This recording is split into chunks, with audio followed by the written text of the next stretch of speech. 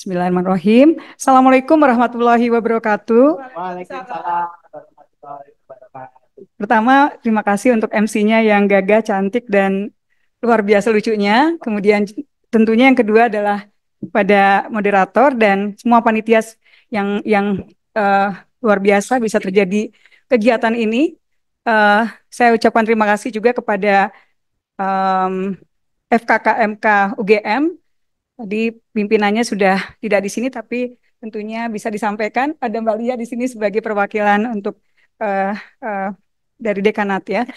Oke, saya mengucapkan dulu rasa syukur, alhamdulillah, karena bisa bertemu semuanya di sini di saat yang sangat eh, apa ya? Menurut saya ini romantika kita bersama di gedung ini gitu ya. Saya akan berdiskusi sebenarnya mungkin bukan paparan karena banyak ilmu-ilmunya ini mungkin sudah diketahui oleh teman-teman semuanya.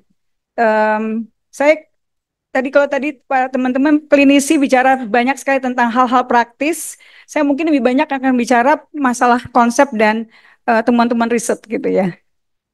Oke, sorry ininya kayaknya agak agak aneh dia jalan sendiri. Bisa di awal aja Mbak. Jalan sendiri soalnya. Ya. Bantu aja. Oke, ada tiga hal yang mau didiskusikan karena tadi banyak bicara tentang masalah klinis, saya mau bicara tentang gut microbiota.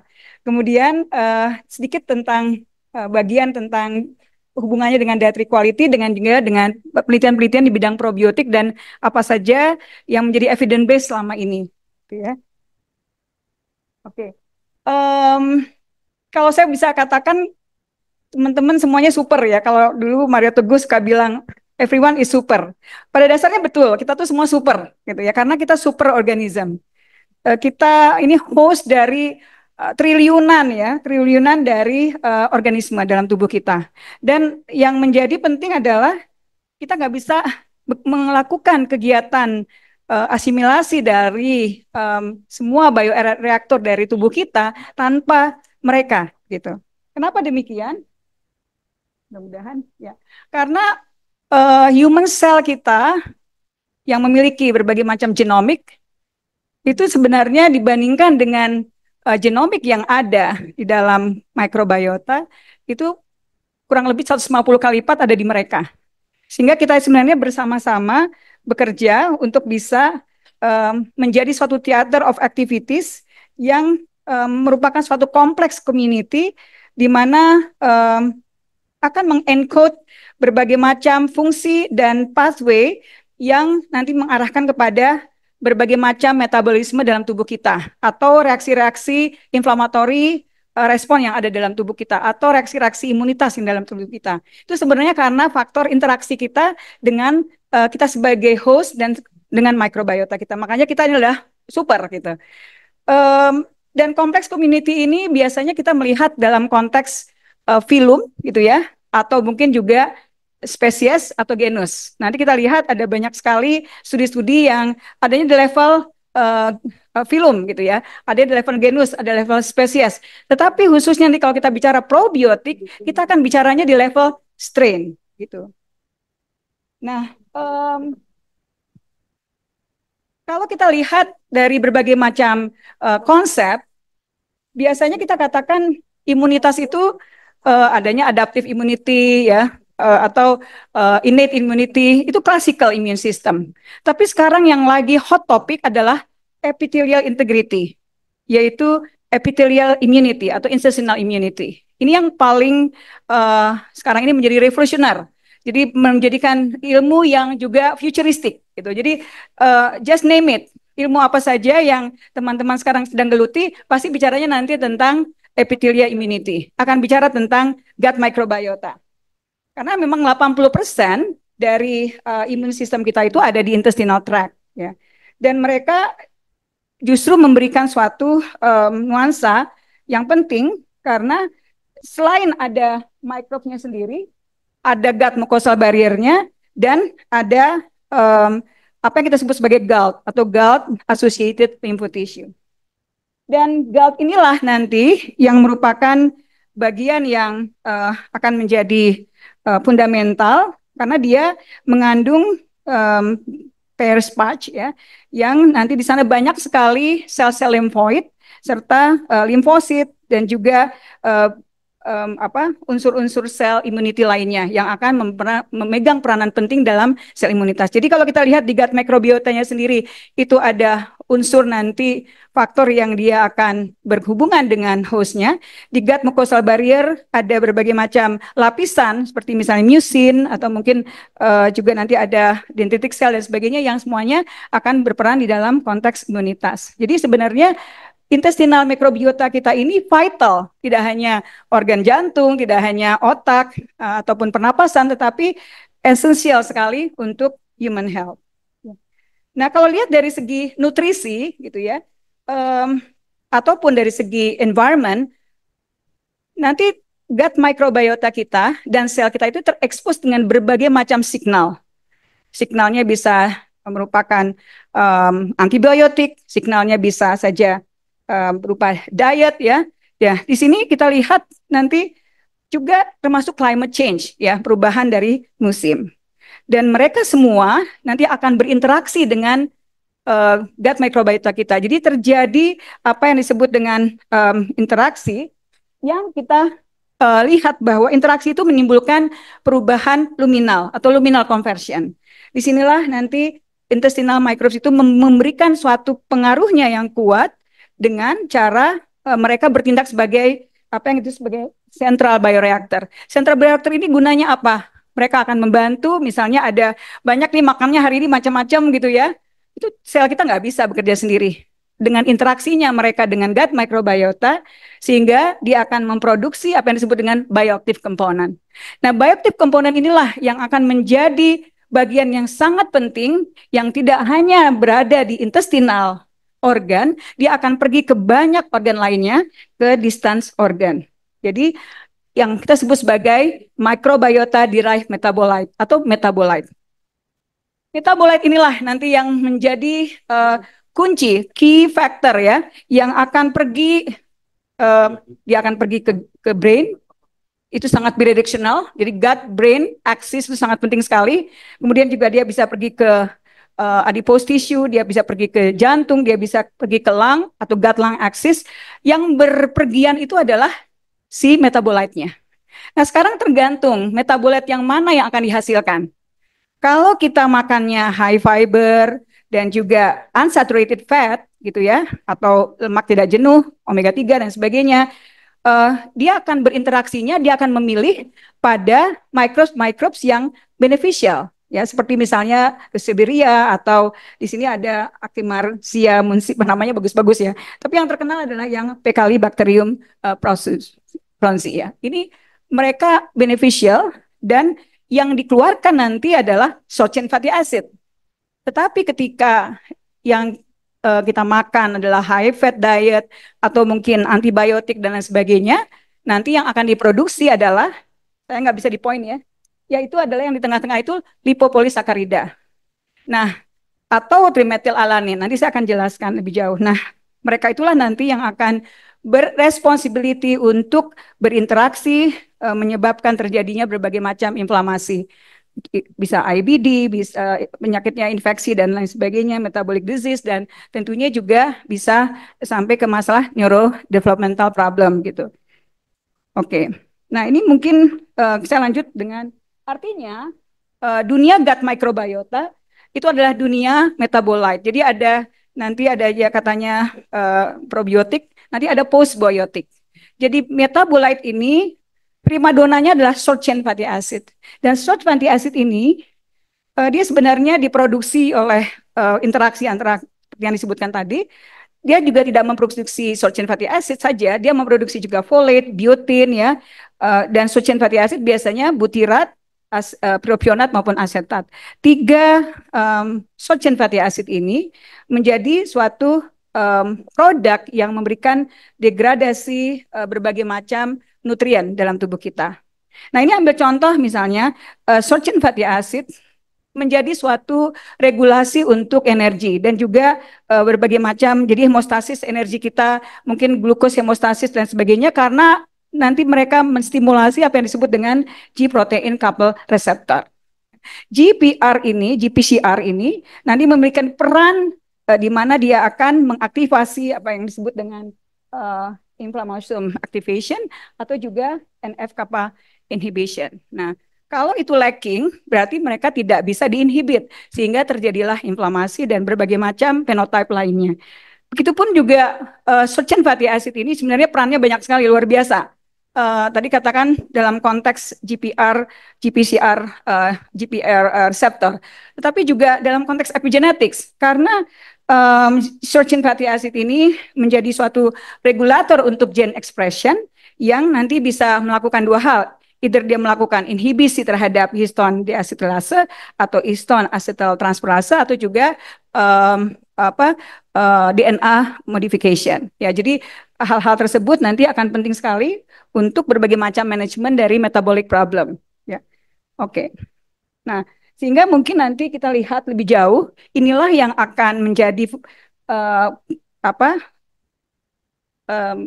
Dia akan translocate, istilahnya translocate ke berbagai macam organ, sehingga nanti tergantung dari jenis metabolitnya. Kalau kita lihat di sini, short chain fatty acid akan berperan di hampir di semua organ. Tetapi spesifik misalnya untuk LPS, dia nanti akan banyak ke adipose tissue atau mungkin hal-hal yang berhubungan dengan liver dan sebagainya. Nah, ini mungkin sedikit saja tentang metabolite. Ya.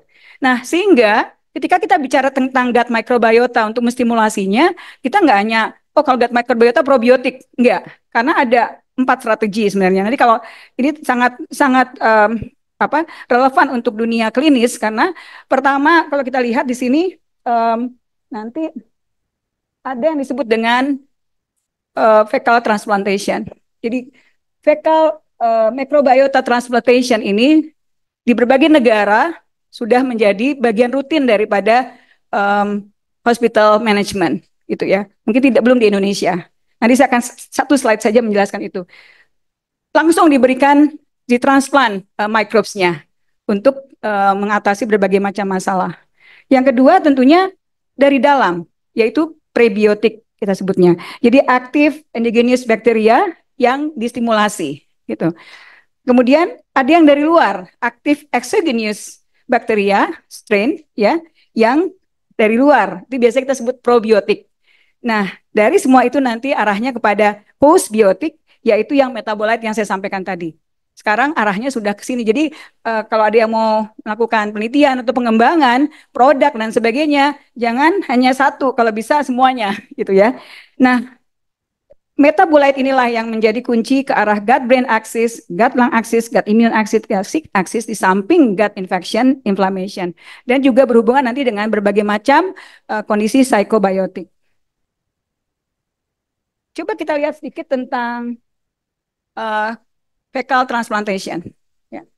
Ini adalah salah satu summary ya.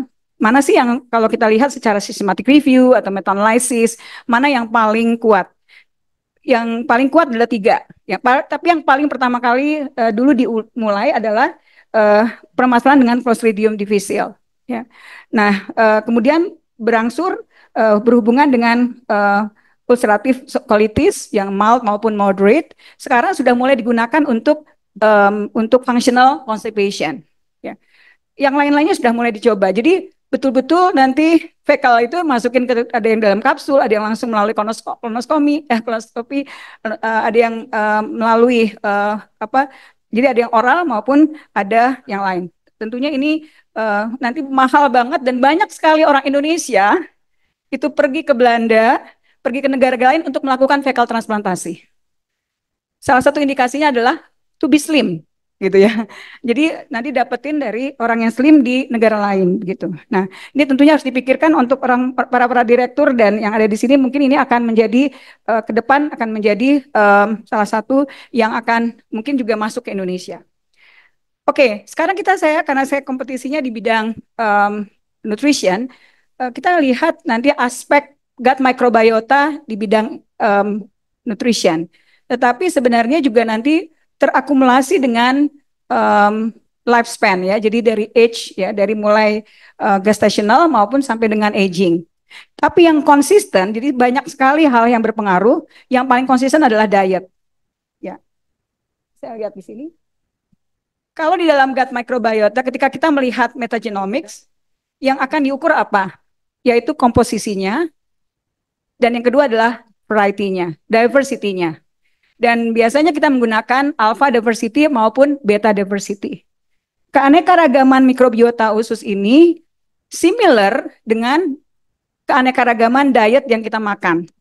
Dan similar juga dengan keanekaragaman sel-sel neuron kita di dalam otak. Itu banyak sekali studi yang menggabungkan itu. Tapi kalau kita lihat di sini, diversity itu baik dari sampel sendiri maupun diversity antar sampel yang menjadi suatu komunitas daripada bacterial composition, itu jadi perubahan. Kalau kita lihat di sini, perubahannya tentu nanti yang paling diverse ketika di masa-masa usia teman-teman rekan-rekan sekalian, nanti akan menurun pada saat aging. Tetapi letakkan utamanya adalah pada saat pregnancy. Jadi pada saat pregnancy, apa yang dimakan ibu, apa yang menjadi, bahkan tidak hanya apa yang dimakan, apa yang menjadi pikiran ibu, ibunya bahagia atau tidak, itu akan mempengaruhi gut microbiota dia dan anaknya. Jadi nggak hanya berpikir pada, dan tentunya nanti ASI, breastfeeding, dan ASI, kemudian IMD, dan semua colostrum dan sebagainya itu sangat berpengaruhi untuk melakukan kolonisasi di masa awal yang akan menentukan keberadaan daripada imun sistem yang ada dalam tubuh kita. Ya. Nah, kalau komposisinya atau diversity-nya masalah, kita biasanya sebut sebagai dogma, ya, yaitu dysbiosis of gut microbiota. Jadi bukan dogma agama, tapi dogma dysbiosis. Karena dia tadi diversity-nya tidak baik dan juga komposisinya juga biasanya komposisi kita lihat dari abundance, kemudian diversity kita lihat dari alpha diversity, nanti dari berbagai macam indeks. Kalau teman-teman dengar Shannon, Simpson, Chow dan sebagainya itu menunjukkan diversity. Dan biasanya dysbiosis inilah yang seringkali berhubungan erat dengan diet. Ya. Dia akan meningkatkan permeabilitas, juga akan menjadikan si lipopolisakarida yang kita tahu tadi metabolit yang jahat gitu ya, yang dia berlekatan dengan gram negatif bakteria untuk masuk translocate menuju ke systemic circulation ya. Dan tentunya akan menyebabkan berbagai macam permasalahan yang kita bisa lihat di sini gitu ya. Dari baik di liver tentunya ada insulin, penurunan insulin sensitivity atau macrophage infiltration, atau mungkin di muscle dan hipotalamus sekalipun. Oke. Nah, sekarang kita lihat, kalau gitu tadi berhubungan dengan poor diet yang mana gitu ya, semuanya sebenarnya. Salah satu yang paling penting adalah fat gitu ya. Jadi fat ini memang kalau kita lihat, dia akan memberikan pengaruh pada diversitas dari filumnya. Kalau biasa kita lihat, rasio antara Firmicutes dan Bacteroidetes. Jadi kalau nanti ada assessment melihat dari filumnya, yang dilihat biasanya rasio daripada Firmicutes dan Bacteroidetes. Firmicutes sering dikatakan sebagai fat bakteria. Kalau Bacteroidetes sering disebut sebagai fit bakteria atau lean bakteria. Nah, rasionya itu akan menentukan gitu ya. Itu biasanya mereka terinduce oleh fat gitu ya. Jadi kalau kita lihat di sini ada studi yang menunjukkan berbagai macam jenis minyak yang dipakai ya, dari mulai lard, soybean dan sebagainya, itu semakin yang unsaturated semakin baik rasionya.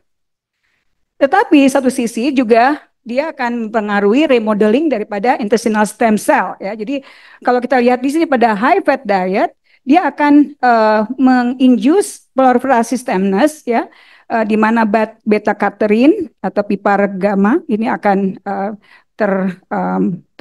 terstimulasi, dan juga terjadi proliferasi yang bisa meningkatkan increase tumor incidence ya. Ini dilihat dari mice model, di mana ada intestinal progenitor cell yang beradaptasi lebih pada stem-like fate sebutnya. Nah, ini nanti akan menyebabkan enterocyte pada usus itu akan mengalami proliferasi yang tidak semestinya, yang menimbulkan terjadinya tumor incidence. Tetapi kita sering bilang ya ini ya. Jadi stems like stem like fat ini yang akan menjadi penting ketika high fat diet itu masuk di dalam usus kita dalam konteks yang lebih intraseluler ya. Nah, kita sering bilang oh hanya fat yang masalah. Tetapi ternyata ilmu terbaru juga protein. Jadi kalau kita lihat saya beberapa kali publish ya antara Indonesia dan Malaysia, baru-baru ini saya publish, Malaysia itu luar biasa protein intake-nya, jauh dari kita. Tapi at the same time dia juga one of the highest obesity in Asia ya, mungkin one of the leading ya. Nah, karena memang protein, kita selalu bilang oh protein baik, makan protein yang banyak, high protein. Hati-hati untuk para dokter di sini ya, karena protein itu sangat tergantung dari jenisnya. Ya, oke. Jadi what kind of protein are you talking about gitu ya? Kalau kita bicara tentang plant protein, kenapa banyak sekali studi yang menunjukkan beneficial? Karena dia mengeluarkan tadi short chain fatty acid. Tapi at the same time, dia juga high fiber gitu. Tetapi tentunya sangat tergantung jenis dari plant proteinnya. Tetapi tidak sekuat animal protein ketika dia akan meningkatkan bakteriosis, berbagai macam non beneficial microbes yang nanti akan menstimulasi atau mengeluarkan memproduksi apa yang disebut dengan trimethyl alamin ya. Trimethyl alamin ini bersama kolin biasanya berada di red meat, terutama yang proses red meat. Sehingga ultra processed food yang berhubungan dengan red meat itu kita harus sangat bijak untuk mengkonsumsinya. Nah, sekarang kan sudah kemana-mana kita lihat kan sosis dipanggang gitu ya. Nah, itu yang sebenarnya menjadi seolah protein, tapi di dalamnya juga banyak sekali unsur lemak lainnya dan bisa mencuatkan apa yang dengan trimethyl alamin ini dan juga kolin, serta bersamaan juga menurunkan short chain fatty acid. Nah, dalam konteks lain, ternyata juga karbohidrat itu berpengaruh, terutama untuk resistant starch yang ada di nasi putih yang kita makan. Ini adalah studi yang sangat menarik. Kalau kita lihat dari 10 negara di Asia, gitu. Kalau kita lihat di situ microbiota composition-nya antara Indonesia yang dibakili dengan Bali dengan Jogja itu hampir mirip-mirip dengan Konken, tapi jauh dengan Bangkok, gitu. Tetapi kalau kita lihat Cina dan teman-temannya lebih mirip dengan komposisi mikrobiota untuk Western society.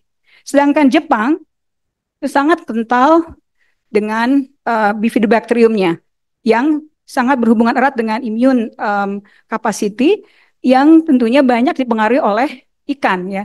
Nah, jadi ada dua clustering penting di sini adalah yang Prevotella type yaitu Indonesian cluster gitu, di mana memang konsumsinya banyak makan plant source by default ya karena nggak bisa beli gitu, dan juga nasi putih gitu. Kenapa sama dengan Konken? Karena pada saat ini diteliti memang kita banyak sekali mengimport beras dari daerah tersebut gitu ya. Nah, B12 kita lihat yang Jepang itu sangat penting sekali karena dia banyak sekali mengkonsumsi ikan. Jadi dua clustering ini memberikan fenotipe yang berbeda nanti. Dari segi penyakit, epidemiologi penyakitnya juga berbeda. Sedangkan yang tengah-tengah yang Cina itu in between gitu. Nah tentunya akhirnya dari sini kita lihat apa sih yang harusnya kita perhatikan gitu. Kami publish di Lancet tahun 2019, ini adalah one of the top 10 papers in the world dan mempengaruhi hampir 60 kebijakan dalam konteks healthy diet and sustainable food system. Idenya adalah memberikan arahan kepada apa yang disebut dengan planetary healthy diet. Sebenarnya kita juga sudah punya sebutnya balance diet gitu ya. Tetapi di sini kita lihat makanan yang kita atur adalah yang tidak hanya concern terhadap kita juga, tetapi terhadap planet. Makanya kita sebut sebagai planetary healthy diet. Di mana hampir sebenarnya mirip-mirip dengan Mediterranean diet, tetapi juga sebenarnya nggak jauh dari rekomendasi Indonesia. Jadi Indonesia itu paling dekat sebenarnya dengan planetary healthy diet kalau kita memang comply, yaitu variety of high quality plant-based food, ya, low amount of animal-based food, terutama yang processing, refined grain, nasi putih, itu yang kita harus benar-benar perhatikan, bisa digantikan dengan whole grain, added sugar, dan unhealthy fat. Itu yang harus betul-betul di limit. Hal ini tentunya sangat tergantung nanti berbagai macam culture yang ada gitu ya. Jadi half of our diet itu should be fruit and vegetable. Ya, sepertiga dari health itu adalah fruit, dua pertiganya adalah vegetable. Tapi yang sering kita lupakan adalah masalah whole grain. Kita selalu ya harus nasi putih pokoknya ya. Kemudian nanti plant-based proteinnya. Jadi plant-based protein harus terus masuk, mungkin malah lebih banyak dari apa yang kita makan sekarang. Kita sudah cukup baik ya kalau di Jogja udah makan tempe tahu, tapi not enough gitu. Kacang-kacangan dan sebagainya perlu dieksplor lebih jauh, terutama juga nanti unsaturated fat. Jadi kalau kita lihat nanti kalau dipenuhi sebenarnya nanti premature death itu akan menurun sampai 21% ketika kita lakukan modeling. Saya simplify saja ya, sebenarnya ini ada khusus tentang ini. Nah, bagaimana hubungannya dengan gut microbiota? Ya. Kebetulan dari Jerman, ketika kita publish, kemudian mereka melakukan assessment. Kami juga sebenarnya di center kami juga melakukan clinical trial juga, tapi belum publish. Dilihat kalau seorang menggunakan planetary healthy diet, omnivora dan vegan vegetarian, diet modification ini bagaimana? Ternyata relative abundance itu meningkat pada yang mengkonsumsi planetary healthy diet. Satu sisi juga adalah ada yang disebut sebagai probiotik ya type ya, untuk yang di sini. Oke. Nah, ini adalah yang tentunya kita akan lihat sebagai komposisi ini. Jadi yang ini yang diperlukan. Kalau makan daging boleh, tapi sekali seminggu saja. Ikan 2 kali seminggu misalnya. Ini bisa nanti dipelajari langsung di dalam papernya. Mungkin nggak untuk Indonesia melakukan? Sangat mungkin, karena kita punya seluruh Nusantara, apalagi nanti Pak Jenggo punya ulat sagu dan sebagainya ya, itu ada semuanya. Gitu.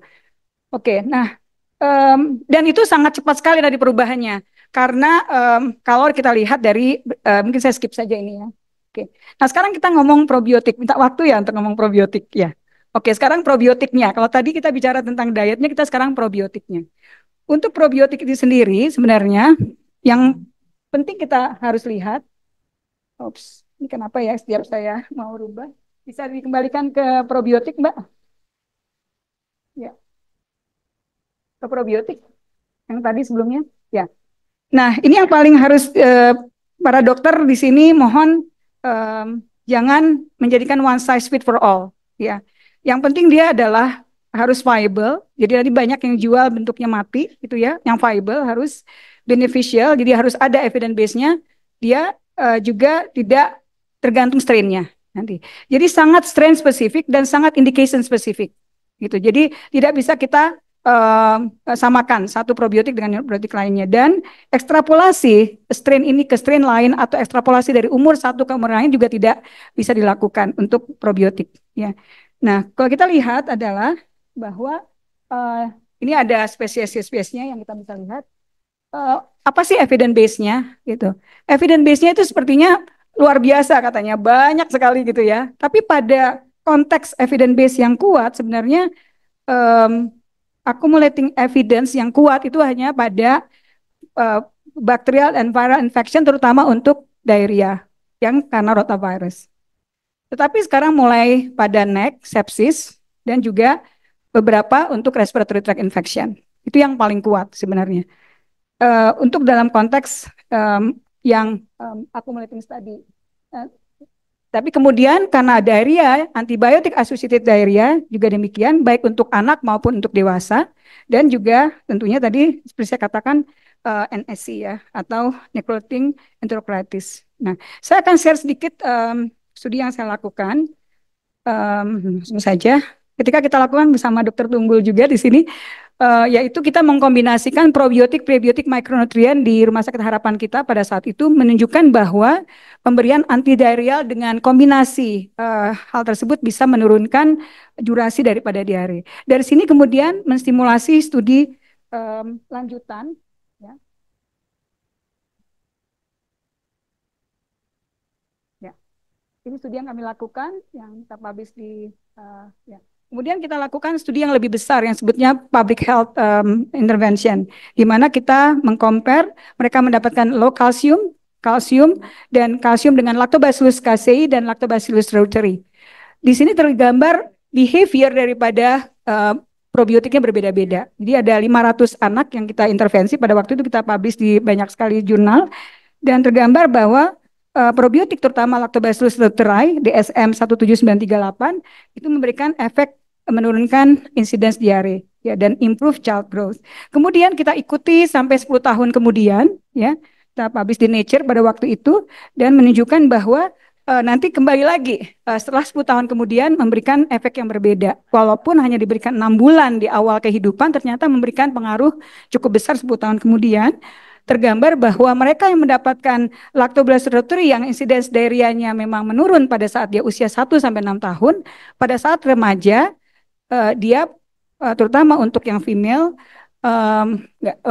semuanya yang laki-laki dan perempuan sangat berhubungan erat dengan area kognitif ya. Nanti kita lihat beberapa hal kalau bisa kita diskusi saja ya. Kemudian untuk yang mendapatkan Lactobacillus casei memang tidak begitu dominan untuk reducing diarrhea, tetapi dia cukup kuat untuk improvement of growth. Ternyata 10 tahun kemudian ketika kita assess prevented terutama untuk female untuk ke arah obesity. Jadi ini memberikan arahan yang kuat bahwa pemberian probiotik di masa anak-anak itu memberikan pengaruh yang ternyata tidak transien pada saat itu, tetapi pengaruhnya adalah cukup long term gitu ya. Ini daerah yang kami lakukan studi waktu itu dan kita lihat bahwa all reported diarrhea dan WHO defined diarrhea itu menurun drastis terutama pada kelompok yang mendapatkan reuteri. Juga sedikit pada kelompok yang mendapat KCI, tidak pada yang hanya mendapatkan tanpa probiotik gitu. Nah, ini mungkin bisa menjadikan berbagai macam nanti gut inflammation dan sebagainya juga kita lihat ya, misalnya calprotectin, mucin, ya osmolarity kita periksa dan semuanya itu memberikan pengaruh. Terlihat bahwa yang mendapatkan KCI atau reuteri memang memberikan elevasi yang berbeda jika kita lakukan assessment, changes-nya akan berbeda. Nah, kalau kita kompilasi semuanya dari hasil-hasil di dunia, kebetulan memang studi yang long term, panjang, dan juga dengan subjek yang besar itu nggak banyak di dunia, terutama di developing countries-nya ada 5 di developing countries ya, tergambar ada 5, salah satu studi kami, dan kemudian studi kami kemudian direplikasi di Meksiko dan dijadikan kebijakan di Meksiko. Sayangnya nggak di Indonesia ya, di sini jadi komersial saja gitu. Susah sekali memang di Indonesia kadang-kadang. Nah, di India dan kita lihat berbagai macam strain memiliki efek size yang berbeda-beda. Kebetulan probiotik yang kita gunakan memberikan reduction yang sangat tinggi sampai 24% ya. Nah, ini tentunya kita kemudian lihat bagaimana efeknya untuk growth dan stunting. Tinggal ya. 2 menit. 2 menit lagi, oke. Ya. Dan ternyata reduce risk stunting from early age ya, tetapi memang tidak different antar grup sehingga tapi 10% reduction. Ya, saya ingin menutup walaupun ada nanti banyak hal yang ingin kita diskusikan terutama tentang gut brain axis. Satu slide saja saya langsung loncati ya.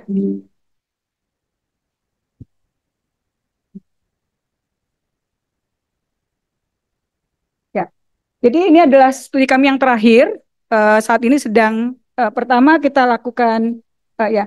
Jadi studi ini adalah yang kita lakukan sebelumnya, Mbak. Mohon, ini kalau di sebelumnya nggak bisa ternyata. Sebelumnya, Mbak, bukan ini. Ya, sebelumnya lagi. Sebelumnya, ya. Jadi ketika kita memberikan tadi KC dan reuteri, kemudian kita ikuti tadi yang sebelumnya, Mbak. Maaf ya. Ya, oke. Saya next ya. Muter-muter sendiri. Bisa di sebelumnya? Ini muter-muter sendiri. Ya, udah saya ini aja, Mbak. Ya. Ini saya lengkapin saja ya untuk diabetes, mungkin next time aja. Oke. Gut brain axis ini penting sekali karena my gut feeling. Ya, kita selalu bilang my gut feeling. Itu ya memang benar gitu. Karena kita membuktikan sendiri dengan menggunakan studi. Dan harapan saya rekan-rekan di UGM dan rekan-rekan yang lainnya mengembangkan ini. Karena ini sangat promising dan Indonesia harus pegang gitu di dunia gitu ya. Nah, apa yang kita lakukan? Pertama kita melakukan systematic review. Mana sih yang paling baik ketika kita melihat neurodevelopmental pada masa anak dan dewasa dan adolescent. Nanti kita lihat bahwa LGG, Lactobacillus gorba dan Gerbin dan Gorba ya. Nanti LGG itu banyak sebenarnya sediaannya. Yang paling poten itu sebenarnya pada ADHD, pada autism gitu. Jadi kita lihat di sini long term follow up trial yang ada, efek size-nya yang paling kuat adalah pada kasus tersebut. Jadi ini nanti kami juga melakukan studi ini, nanti next time kita bisa diskusi lagi. Kemudian yang berikutnya adalah tadi yang studi yang kita lakukan 10 tahun yang lalu, 13 tahun yang lalu pada anak-anak, ternyata menunjukkan bahwa ada yang reuteri nanti, baik itu nanti pada konteks kognitif maupun dalam konteks depression. Ya, jadi ternyata juga pengaruhnya cukup kuat. Kita melihat dari BDNF yang kita lakukan, assessment. Kemudian juga ini yang terakhir barusan selesai yaitu pada hamil. Pada saat kehamilan ternyata short chain fatty acid itu nanti akan menginduce dari GPR 1 dan 3-nya akan menginduce sympathetic nerve ya yang nanti akan berpengaruh pada embrio ya.